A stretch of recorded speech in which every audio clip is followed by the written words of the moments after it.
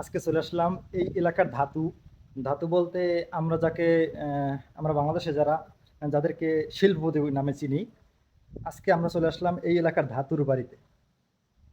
এই আমরা যে এলাকায় আছি বর্তমানে, এই এলাকার ধাতু হচ্ছে তিনি, এই বাড়ির মালিক। এখানে অনেক জায়গা নিয়ে তার বাড়ির এরিয়াটা, কিন্তু তিনি এখানে থাকে না, শুধু পাহাড়ের চূড়ায় বাড়িঘর করেই ফেলে রাখছে। তো আজকে এই সম্পূর্ণ বাড়িটা ঘুরে দেখবো এবং আপনাদেরকে দেখানোর চেষ্টা করব। দেখতে পাচ্ছেন যে ওই পাশে কিন্তু পাহাড় আছে অনেক। তো আমি ব্যাক ক্যামেরা থেকে দেখানোর চেষ্টা করি আপনাদেরকে, সাথে থাকুন। এই হচ্ছে, এখানে হচ্ছে, এটা হচ্ছে একটা রেস্টের জায়গা। যে কেউ এসে বসতে পারে এখানে, যে কোনো মানুষ। আমি বসতে পারি, আপনি বসতে পারেন। যারা মূলত আসে ঘুরতে দেখতে, তারাই এসে বসতে পারে এখানে। এখানে এখন সম্পূর্ণ পরিত্যক্ত অবস্থায় ফেলে রাখা হয়েছে, কিন্তু এখানে কেউ থাকে না। শুধুমাত্র কয়েকজন কর্মচারী আছে পরিষ্কার পরিচ্ছন্ন করে রাখার জন্য।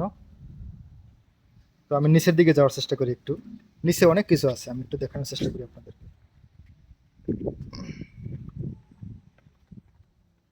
ভিডিওটা অনেক বড় হতে পারে, একটু ধৈর্য ধরে দেখবেন যে এত সুন্দর করে এই বাড়িটা সাজিয়ে রাখছে।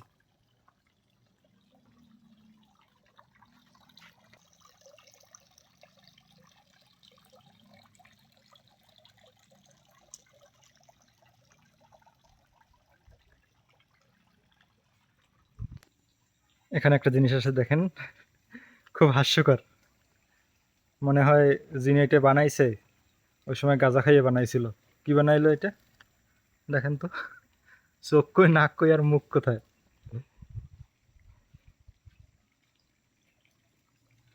আর এই আমরা যে পাহাড়ের চূড়ায় আছি সেটা আপনাদেরকে একটু বোঝানোর চেষ্টা করি।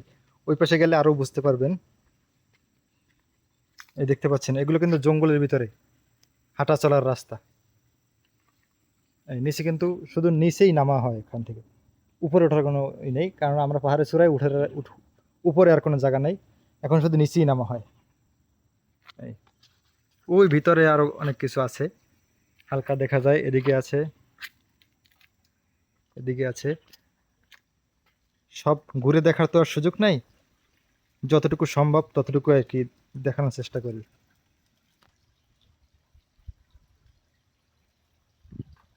খাজুর বাগান, এটা হচ্ছে খেজুর বাগান।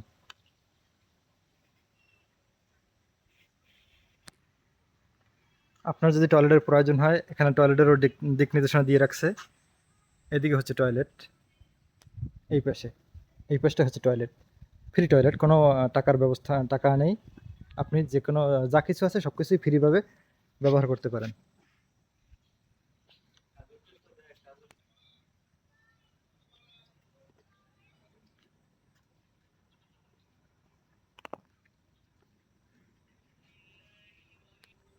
আর এই হচ্ছে আমাদের দেশি খেজুর, দেখেন। মালয়েশিয়াতে দেশি খেজুর, বাংলাদেশি খেজুর। দেখা যায় না ভালো একটা রোদের কারণে, হালকাভাবে দেখা যায়। আর এই পাশে একটা সুইমিং পুল আছে, দেখেন। এখানে কোনো লোক আসে না, তারা আসে না, কোনো কাজে ব্যবহার হয় না। তারপরে শুধু শুধু তারা এটাকে তৈরি করে রাখছে। দেখেন ভিউটা, দেখেন পাহাড়ের চূড়ায় ওই পাশে কিন্তু পাহাড় দেখা যাইতেছে।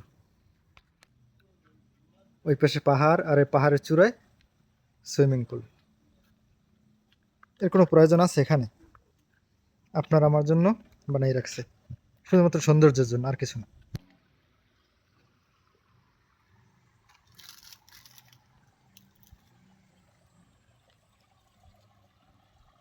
আসলে এই যে পানিগুলো দেখতেছেন, এগুলো কিন্তু সম্পূর্ণ পাহাড়ের পানি, ঝর্ণার পানি। পাহাড়ের ঝর্ণা আছে, সেই ঝর্ণা থেকে গড়িয়ে গড়িয়ে পানিগুলো আসে। এগুলো কোনো কিছু থেকে আসে না, পাহাড়ের চূড়া থেকে, ঝর্ণা থেকে আসে। এই হচ্ছে ভিউটা। এখানে দাঁড়িয়ে সম্পূর্ণ ভিউটা আপনি দেখতে পাবেন। একটু দেখাই।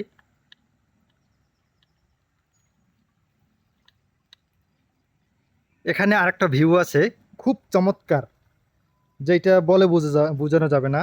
এই যে দেখেন, এই যে পাহাড় দেখতেছেন, পাহাড়ের সোজা বরাবর যে ওই কয়েকটা ভবন দেখা যায়, বিশাল বিশাল। ওই হচ্ছে মালয়েশিয়ার সর্বাধিক জনপ্রিয় একটা জায়গা, গেন্টিং হাইল্যান্ড। ওই পাহাড়টায়, গেন্টিং হাইল্যান্ডের চূড়া হচ্ছে ওই। এখানে একটু জুম করে আনার চেষ্টা করলে ফাইটে যাবে, যদিও হালকাভাবে দেখা যায়। এই যে আমি হাত দিছি সোজা বরাবর যে পাহাড়টা, চূড়ায় যে বিল্ডিংটা দেখা যাচ্ছে ওইটি হচ্ছে গেন্টিং হাইল্যান্ডের চূড়া, আর এইটা হচ্ছে তার একটা পাশের পাহাড়। চমৎকার ভিউ না? কার না মন শীতল হয় এই সমস্ত জায়গায় আসলে, দেখেন তো।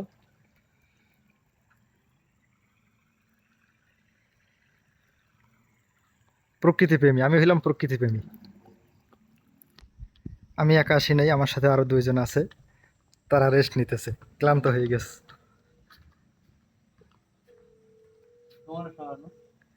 বড় ভাই আর হলো মানিক, ওই যে রাষ্ট্রপতি মানিক আছে না, এই মানিক।